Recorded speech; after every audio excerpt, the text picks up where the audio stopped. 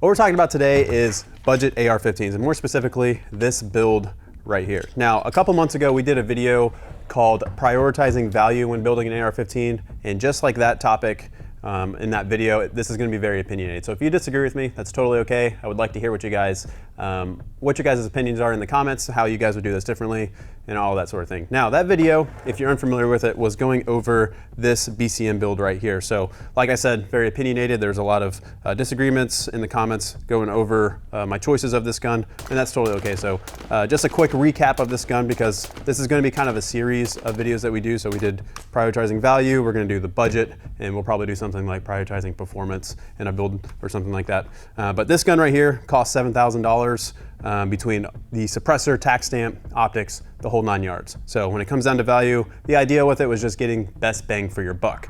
So before we start, I would like to define the term budget. So just like we did with the BCM gun, we defined the term value, and that kind of directed the build of the gun in the direction of why we did certain things with the gun, and the same thing is going to occur with this gun. So budget for me is trying to achieve a specific capability as cheap as possible. Okay, so there's certain things I want to do with this gun, but I want to do so as cheap as I possibly can. Now, there's 4 different things I want to do with this gun, and I'm going to go through those 4 things real quick. So the first thing I want to be able to do with this gun is go out to the range and train with it. So if that's all I wanted to do with this gun, I can obviously go much cheaper than what I have here on the table. I could do something like this PSA rifle right here. So this is a Blim 16-inch rifle with a Holosun 403R on it, and in total with the sling and the optic, this gun's about 750 bucks. I think this is about as cheap as you're gonna be able to go to get a rifle that functions on the range, a dot that's gonna be durable and reliable, and a gun that's just, like I said, going to function. Now, if I want to do more than that with this gun, I'm gonna have to obviously increase a little bit of what I'm putting into the gun. So I wanna train with the gun, and the next thing I wanna be able to do with this gun is go out and compete with it. So yes, you can go compete with that gun, but you're probably not going to be very competitive. So the big thing to note with the differences between that gun and this gun is I'm going to need a little bit better performance from the rifle itself, and also a little bit more capability with the optic setup, and that's why we have an LPVO here. So like I said, once I go over the definitions, or the definition of budget, then I'll go over the build of the gun. Now, the third thing I would like to do with this gun is be able to actually use this for a practical use case. So I want to be able to use it for home defense, use it if there's a bump in the night, just have a rifle that's set up ready to go for that prepared citizen, so I can defend life and extend liberty, all that sort of thing. Want to have a gun that can kind of do it all. Obviously there's no jack of all trades or anything like that, but a gun that can just kind of dip its toes into a lot of different areas. The fourth point of this gun that I want to make, it's not really capability, but it is, again, the fourth thing I want to address when trying to build this budget rifle is longevity. So what that means is I want a gun that's going to last a good amount of time, and my standard for that is 10 to 12,000 rounds. So the reason why I picked that is that's generally the lifespan of a barrel for normal use, and that's 2 maintenance cycles on a gun. So if the gun can get to that at a budget price and still be competitive, it's still reliable for me to use for home defense, I think that's a well-achieved goal. So let's get into this rifle build, and I'm gonna go part for part, talk about the price of each individual part, and as I go, talk about a couple things I could have done to even make this gun even cheaper. Now, before we get into the specifics of this budget rifle we have, I'm gonna go over my personal 13.9 rifle just real quick. So the reason why I wanna do that is because this gun is kind of a direct reflection of this gun. It's kind of a budget approach to this. So this is the gun that I train with more often than not. This is the gun I compete with in the tactical games, et cetera, and this is also a gun that I can use for home defense and that sort of thing. Now, I do have other rifles that are for that specific purpose, but this gun can definitely flex that way. So generally, when I have this gun set up for competition, it's set up just like so. It's just optic, and it's slick on the forend with just the furniture. Now, I do have a suppressor, a light, laser for this gun, so if I'm not in competition season and I have this gun set up for more practical use, it's can definitely do that. So this is an attacker 1-8 on here with a P2 on top. It's a 13.9 Criterion core, and I have a Geisley trigger and then a bunch of forward controls goodies on here. Now, I mention all that because this gun is much, much more expensive comparatively to this gun. So this gun with the optic setup, without the suppressor, laser, or light, so as you see it right here with the sling, is 5,900 bucks, give or take a little bit. So it may approach into the $6,000 range, but it's about that price. So as we get into the specifics of the build of this gun, just want to recap real quick the price of the guns we already talked about. So the PSA gun that I mentioned with the Holosun, 750 bucks as you see it with optic and sling. The prioritizing value BCM rifle that we did a video on and already talked about is about $7,000 to $7,500 with everything that's going on here, including the suppressor and tack stamp. And then my tactical games gun, like I just said, is about $6,000. Now, this gun here with the build itself, aside from the optic setup, is right at the $2,000 marks, around $2,100, and the BCM is right around $1,700, and that's including all the furniture and everything, minus all of the accessories. So I want to mention that because there's going to be a significant price jump when we get into the accessories of this gun, but overall this gun is still very, very cheap. So the approach I took when building out this rifle, aside from the 4 points or the 4 capabilities that I already mentioned, was to save money in certain areas and then spend that money I saved in other areas. So what that means is I wanted the heart of the rifle to be very good, and I also wanted the controls of the gun to be very good. Now that leaves me some room to save money in areas like the furniture, for example. So I just have a waffle stock and an A2 grip. So I just want to keep that in mind because I think that's a very important thing to do when you are building a rifle, is just look for those areas that you personally don't care too much about, so you can save money in those areas, so you can spend more money in the areas that you do need and you do care about. So with this gun specifically for me, primarily the furniture and the lower, it was 2 areas I was really able to save money, so I can spend more money on the heart of the gun and again, the controls of the rifle. So let's start with the lower receiver of this gun, go through all the parts on the lower, and then we'll move up to the upper and then into the accessories. So the lower receiver is a Blim PSA lower. I was able to get this lower for $19.99. That is right, this is a $20 stripped lower receiver, which is pretty awesome. And this lower is completely in spec, have no issues with it. Moving forward, I think if you're able to get a good PSA lower, they're definitely worth the money. Obviously, $20 for a lower is probably impossible to beat, considering, for example, this end plate costs more money than the lower does. The lower parts kit that we have in this is our T.REX Arms lower parts kit. The reason why I picked that lower parts kit is because it's very, very good for the money. It's $50 and I get my favorite safety. So again, like I said, I'm saving money in other areas so I can spend money in some areas, and one of those areas is controls. And I just really, really like our safety. It's extremely snappy. And I think it's hard to beat. Even though the price of the lower parts kit itself is one of the cheaper ones out there. So if I were to get a bare bones lower parts kit, I could probably save 15 to 20 bucks. But like I said, that's one of those areas I want to spend a little bit of extra money on. So I was able to get our lower parts kit specifically for our safety. Now the furniture on the gun is just an A2 grip with the nub shoved off and the waffle stock. These you can probably pick up for free in your local gun store if you really wanted to. But I saw these online for 15 bucks as a pair. So we're at 15 bucks for the furniture between the grip and the stock. We got $50 for the lower parts kit and then $20 for the lower receiver. We're off to a pretty good start, I would say. Now the trigger in the gun is a Schmidt 2-stage trigger. So this is definitely, again, one of those areas I wanted to spend some extra money on. So this trigger right here is kind of hard to find online. They're generally rebranded and the prices on these range quite a bit. I've seen them from $60 up to $90.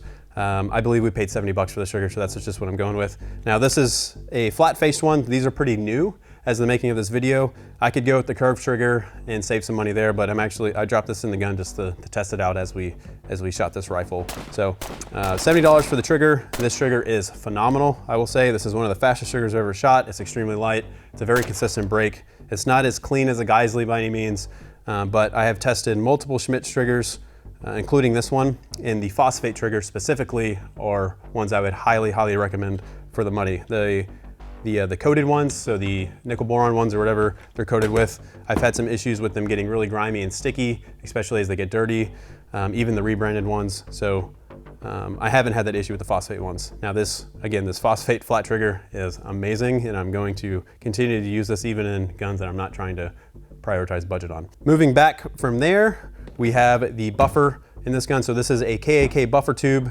KAK castle nut, KAK buffer, and buffer spring. All together, this was $55, and this is with an H2 buffer. So I think that's a phenomenal price for getting a non-carbine buffer in there. Now the one area that I could definitely have saved money on that I would do again is the end plate. This is the Magpul old school guy, I forgot what it's called, slipping my mind right now, but this guy's 30 bucks. So this is pretty expensive considering this gun. What I could have done is get the Delton end plate. They are $5, and all it is just 2 loops on either side that I can tie my sling off to. And when I get to the accessories of the gun, I'll talk about how the sling is attached. But that would have sufficed there, and I could have saved 25 bucks, which is actually a pretty big difference when it comes down to the overall price of this gun. The last 2 parts on the low receiver we need to talk about are the bad lever and the trigger guard. So I did decide to go with a Magpul trigger guard over a mil-spec. That did cost me an extra $10, but with an A2 grip, this Magpul one closes the gap here, and I don't get that weird hot spot on my finger. I do think that was worth the money. So I went with that guy. And then the bad lever, like I said, I am trying to focus on having good controls of the gun. Bad levers, just my personal preference. You may not like them or need them, and that's totally okay. You can save the $30 if you don't want that. But for me, in my preference, it's kind of a necessity, especially if I want to train with this gun regularly and compete with it and be competitive. So that's the whole lower receiver. The lower receiver in total costs about $270 to $280, which I think is pretty cheap. Now, if you went out and bought a complete PSA lower, a Blim one, they cost between $120 to $130, and that's with the same furniture that we have going on here, but that is not with an H2 buffer, an end plate that you can attach a sling to, an ambi safety, a bad lever, or two-stage trigger and a mil-spec trigger guard. Now, if you replaced all of those parts, so if I replaced the end plate with this Magpul, swapped out for an H2 buffer, swapped out the trigger, added a bad lever, swapped out the trigger guard, I would be around $300 for the same lower. So building this lower out definitely saved me a couple bucks. So I think for $280, I think it's gonna be kind of hard to beat the price and what we're getting for this lower. So let's move on to the upper receiver. Now, starting with the upper receiver, we have the receiver itself. This is a BCM Blim upper receiver. These are extremely hard to beat, even if you're looking for the cheapest upper receiver out there. It's hard to find an upper receiver that's cheaper than this, let alone better than this. So this is a ThermoFit upper, which is our personal preference for any gun we're building, and they cost between $70 and $80 depending on the sale they have. So that's $70 with the upper receiver, and that includes the dust cover and the forward assist. The charging handle we have in this gun is the Radiant LT charging handle. Now, this is $75, and this is definitely one of the areas that I would have saved money on if I were to do this all again. So I would buy the Viltor Mod 4 charging handle. Forward Controls sells that guy right now. I believe they have exclusive sales right as of the making of this video, and that charging handle is $60. So I could have saved $15 there. And the reason why I say that, in light of me wanting to optimize the controls of this gun as best as possible for the price we're at, is if I have a bad lever as a right-handed shooter, an ambi charging handle really isn't all that necessary. So ambi charging handles are super nice if you don't have a bad lever for mainly clearing malfunctions. Now, if I have a bad lever, I can still clear a malfunction pretty quickly without breaking the gun down with a non-ambi charging handle. Now, really, the only time an ambi charging handle comes into play as a right-handed shooter and you have a bad lever is for press checks.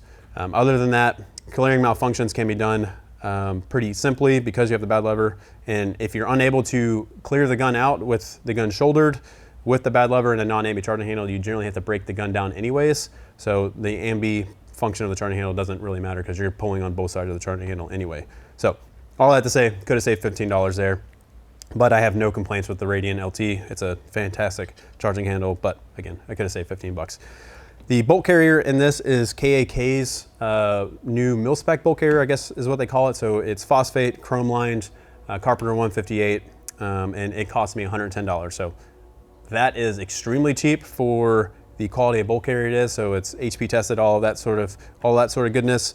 And over the course of shooting this gun, I've had no issues with it. We've been testing KAK bolt carriers for quite a while now. I have over 10,000 rounds on their bolt carrier groups. Not this one specifically. This gun has 1,500 rounds on it as of the shooting of this video, and it's super consistent ejections, so no problems with the bolt carrier yet. So I think I'm pretty satisfied with the price of that bolt carrier. So moving on from there, we have the rail.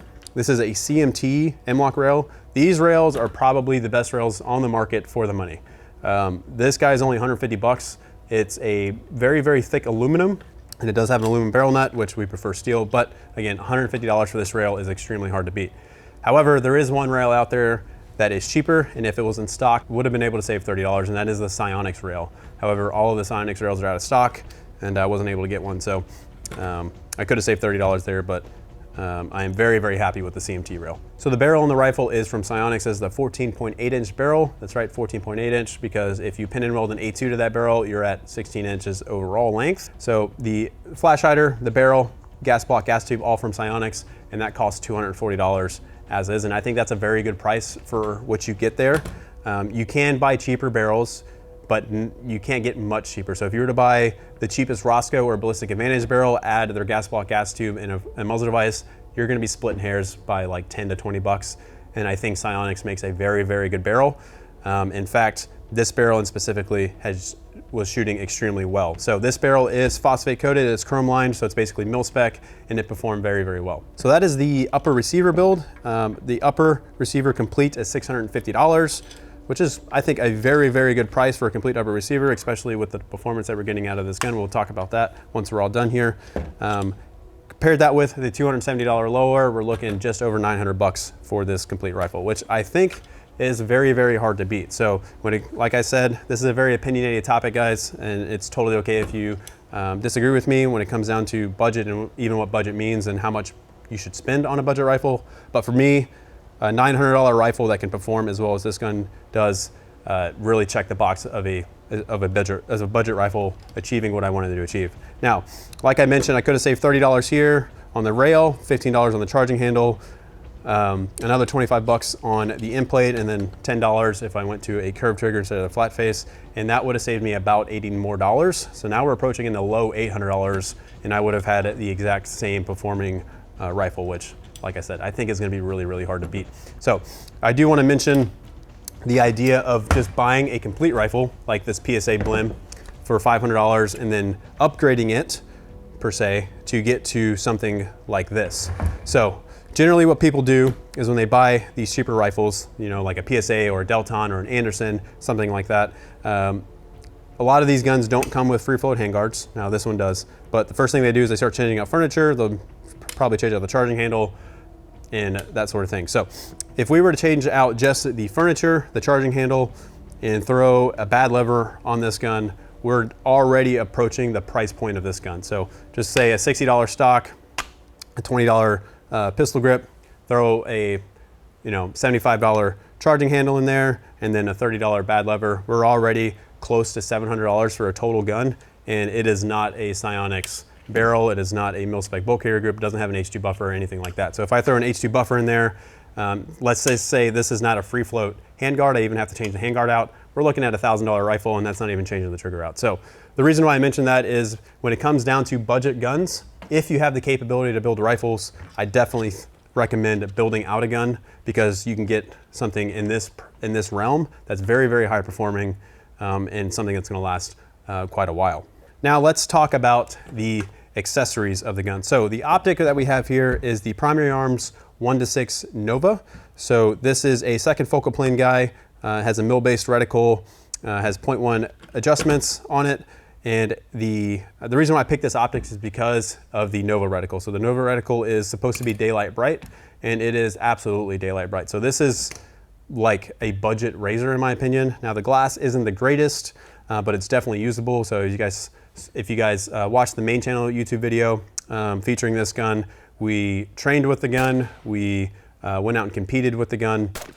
I won the competition. I was able to train really effectively with it, and then we even did some creative bits about the building and using it for like home defense. But all that to say is that this rifle and this optic combination definitely performed really, really well, and I'm actually really, really well pleased for the price point of how well this optic performs. So this optic right here, I paid $400 for this optic in the mount. So optic in mount, 400 bucks. But right now on Primary Arms, you can get them for 350 bucks. So these always have some crazy deals. So if you were to get this optic at the 12% discount, which I saw, but I just didn't buy it at the time, you're looking at about 340, 350 bucks for this optic setup, and that is going to be hard to beat. So like I said, the glass isn't the greatest. When you're on one buy, there is some distortion around the edges, but I was able to take this out to 400 meters, get consecutive hits. I went 2 for 2 at 400 meters with this gun, and I think that's pretty satisfactory. Now, when it comes down to holding zero, it's at 1,500 rounds, hasn't lost zero, but I'm more worried about the mount itself. This mount does look a little janky, so this is the Primary Arms.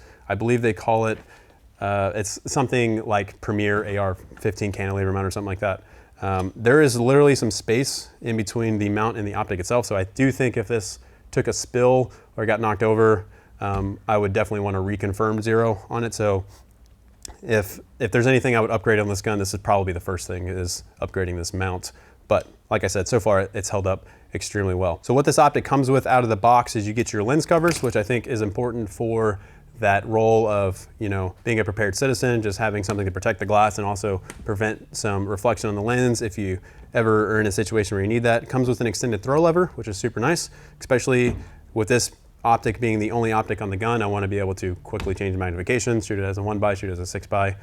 And then the last thing I did with this guy is I did just a quick little dope card on it. So I have 5 mils in the reticle, and basically I just turned those 5 mils into a BDC. So I know what 1 mil is, I know what 1.5 mil is, et cetera, all the way down to 5. The next accessory on the gun is the flashlight itself. So obviously we don't need a flashlight for majority of training on the range unless we're training at night. We don't need a flashlight if we're competing. It's actually recommended that you don't have a flashlight on the gun if you're competing, just because adds weight and that sort of stuff. But for that other capability that we mentioned about being a prepared citizen, having a gun for home defense, a rifle light is a necessity. Now if we want to have the full capability, obviously we would have a laser suppressor, that sort of stuff. But just to get started, just to be capable in that area, flashlight is required. So we have the new Streamlight HLX Pro, I believe that's what it's called. It comes with a pressure pad, has a constant on button, and I threw a 100 Concepts light cap on it. So again, just to fit that capability of not wanting to accidentally ND my light at night if I was training with it, not to have reflection on the light if I was ever in a situation where I needed to mitigate my visual signature, all that sort of stuff. So with the light cap and the light itself, we're looking at $180, which I think is a very, very good price for the performance of this light, considering it comes with a offset M-LOK mount, which is pretty awesome. Now, the last thing we have on the sling is, on the gun, I already gave it away, is the sling. So just a T.REX arm sling, these are $60.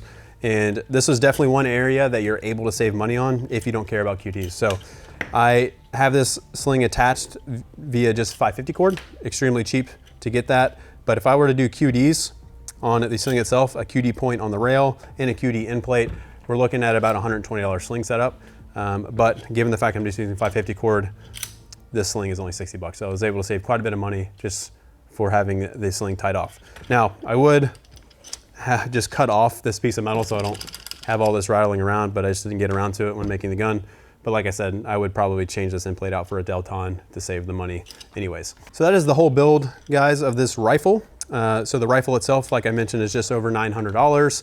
Now the accessories on the gun, to include the optic, the flashlight, the sling, and the tape. Yes, I'm gonna include the tape because this was used not for looks, although on the optic it does look pretty cool, but this was kind of heat mitigation. So instead of buying like BCM or Magpul rail covers, I just used tape, so I'm actually considering that in the price. So all the accessories were just over $600, so $605 to be specific. So this gun, with everything on it, including the gun itself, we're looking at just over $1,500, which I think is a very, very reasonable price for this complete gun, especially if you compare it to the other guns on the table. So my Tassel Gains gun, the gun itself is $2,100. The prioritizing value BCM rifle is right around $1,650, $1,700. So we are getting a complete gun with a sling, optic, and light for cheaper than what those guns are. So I think that is pretty fantastic for what this gun is. So the last talking point I want to do is talk about the performance of the gun, the shootability, and then even the accuracy I got out of this gun. So like I mentioned, this is a 14.8-inch barrel. It's a mid-length gas system, an H2 buffer, and an A2 flash hider. So if you're wondering about the barrel, I didn't really talk about it, the barrel length specifically. Just wanted to try out the 14.8. So A2 flash hiders are really, really good at mitigating flash, and they're also really good at being a compensator too. So they're a pretty good happy medium, especially for the price point they are. They're less than $10 for a muzzle device. So if I'm not trying to suppress my gun, and yes, there are suppressors that attach to A2 flash hiders, this is a pretty good option. So that's why I went with the 14.8. I'm a big component of having the shortest gun possible when I'm competing. So for me specifically, I compete mostly in the tactical games, so that means I'm moving some distance with my gun. So I want a gun that's compact, but I also want a gun that is legal when I'm traveling across state lines, when I'm going to competitions. So given the fact that a budget gun going with a A2 flash hider, 14.8 inch, just kind of makes sense. And then also that's psionic, so I was actually really curious to get my hands on one of these barrels. Anyways, all that to say, this barrel with this gas system combined with the H2 and the A2 flash hider shot extremely, extremely nice. So when I first started shooting it, I was like, man, this is one of the nicest shooting guns that I've shot in a very long time, even comparatively to my personal gun and some of the other guns we have in the armory, especially for it being unsuppressed. So the only thing that happened over the course of the 1,500 rounds that I've shot through this gun is it started to get a little bit more bitey, as I would like to call it. So this gun did not move at all. So when I would shoot, it just always returned right back to where I wanted it to. However, it just started to get a little bit more aggressive, I guess, as I want to call it, a little bit more punchy with the recoil. So if I were to upgrade anything on this gun moving forward, besides the optic mount, like I mentioned before, I would go to an A5 buffer system for sure. I do think they are worth the extra money, and they're not too much more money. They're just generally harder to find with blim prices. So like this buffer system, you can, this was priced as blims, so that's why I was able to get it so cheap. And then the next thing would be a stock. So these waffle stocks definitely work. They've been GWATting for a very long time. They're cheap to replace if they do break, but I don't think I've ever seen one personally break. I know that I've seen them online, broken ones. But this hard piece of plastic on your collarbone, regardless of your body type, is very uncomfortable. So if you're in a barricade, kind of leaning into the gun, and the stock is more on the top of your shoulder, so if I'm like leaning forward, the stock's more up here, comparatively like in the meat of my body, this actually kind of hurts. So this will bruise you, or can bruise you for sure. And that has nothing to do with you not being a man or anything like that. It's just, it's plastic and it's on a rifle and it's just jamming into your shoulder. So if I were to change this stock out, even just go to an A5 buffer, so like an A5H2, I'm confident this would be like possibly one of the best shooting guns that I've ever shot or ever will shoot. So the shootability of the gun is amazing. I already talked about the trigger quite a bit. The trigger is extremely fast.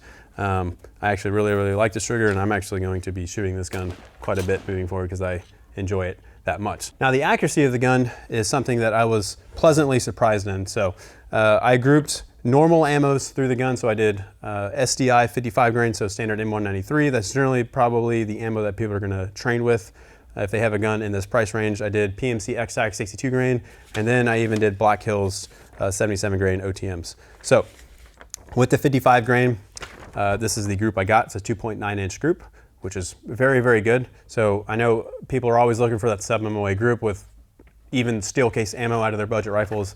It's not really a thing. So if you do get a budget rifle like an Anderson or something like that, and you get a sub 2 MOA gun, you have an anomaly. I'm not saying that Andersons are not accurate or anything like that. What I'm saying is fighting carbines are not sub MOA rifles. It's just not a thing. They're generally between 2 to 3 MOA. Mil spec standard is sub 4 MOA. So the fact that I'm sub 3 MOA with very cheap 55 grain, all I have to say is I'm very happy with that. Now, when I stepped it up to the 77 grain, I got 0.9 MOA. So this is a sub MOA rifle with match ammo. Now, if you do have a higher end fighting carbine, I do expect around 1 MOA accuracy with match ammo, not with 55 grain or 62 grain. I don't expect it. But with this gun, and then even my Criterion guns, my personal competition gun, if I'm shooting match ammo, I expect around 1 MOA, so 1 into 1.5. Now, I will say with these groups, the biggest hindrance with this gun is the optic itself. So this reticle is very thick. It looks very similar to a Vortex Razor 1:6. So what that means is it's just a big old crosshair. There's no center dot, and it's about 1 MOA thick. It may be a little bit more or less than that. But all I have to say is that when I'm shooting at 100 meters, this is 100 meters by the way, not 100 yards, so it is a little bit farther than it needs to be to measure a traditional MOA grouping. But all I have to say is I can't even see this black circle because the reticle takes the whole thing. So that's why I shot at 2 different targets. And the black circle, I'm surprised I was able to get this good of a group with the 77 grain, because the other ones, I couldn't see the black circle at all. It wasn't even worth shooting. But anyways, the gun still grouped really well despite the very thick reticle. Now the ammo that I shot throughout the main channel YouTube video with, and then the ammo that I'm going to be continuing to shoot with this gun is 62 grain, and I shot 2 3/4 MOA. So that's the 5-round group. That was the attempt to shoot at this little dot. That's just me. I just can't see the dot one, like I said. But 2 3/4 with 62 grain PMC X-Tac, and this was fired at 800 rounds through the gun. So the gun's well broken in.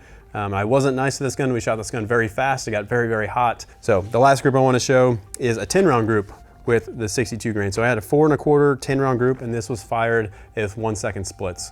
I like to do these types of groups just to see what I can do with the gun. So this is more of just me as a shooter.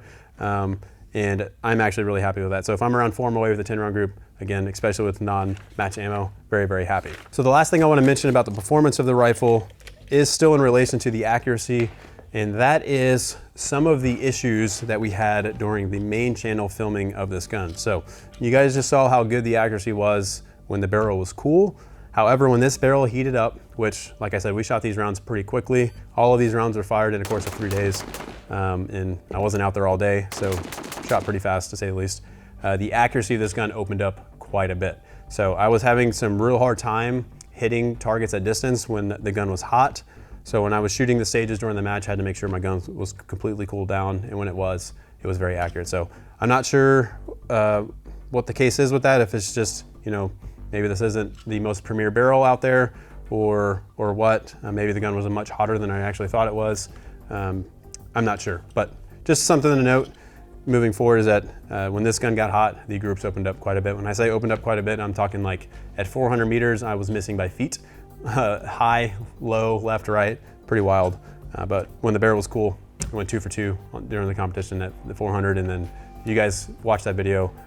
This gun performed really well at distance, but the gun was cool. All right, guys, so that is all I got for you all for going over this budget AR-15 build. Like I said, this is very opinionated. If you guys disagree with me, that's totally fine. I would like to hear what you guys would do differently in the comments in relation to this gun, and also I'd like to hear what you guys would like to see next. So we did prioritizing value, so best bang for your buck, like I already mentioned.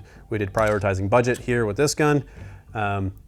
Maybe, you know, prioritizing performance. So maybe I just build a super Gucci gun and just seek like peak match performance out of a rifle. So I don't know. You guys let me know in the comments what you guys like to see next for the next AR-15 build, and I'll see what I can do about it. So if you guys have any questions regarding this build, any questions really about anything at all, go ahead and email us at team@trex-arms.com. But until next time, guys, this is Brandon at T.REX, and thanks for watching.